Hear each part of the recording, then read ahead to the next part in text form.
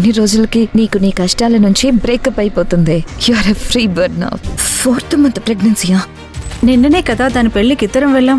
ఇప్పుడేం చేయలేము. ప్రెగ్నెన్సీ తీయాలన్నా చాలా రిస్క్. ప్లీజ్ ప్రామిస్ చేయి, ఈ విషయం మన మధ్య ఉండాలి. Sanjay, Sameera is pregnant.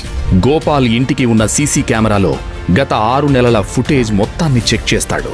సమీరా 6 నెలల నుంచి బయటకు వెళ్లకుండా, ఎవరిని కలవకుండా ఎలా ప్రెగ్నెంట్ అయింది? ఒక్క రోజులో ప్రెగ్నెన్సీ ఎలా వస్తుందే? తెలీదు నాన్న, నన్ను నమ్మండి. నాకు అన్ని విషయాలు తెలుసు. ఏదేమైనా సరే సమీరానే మా కోడలు. ఇంత జరిగినా నాన్న సమీరాని యాక్సెప్ట్ చేయమని చెప్తున్నారు.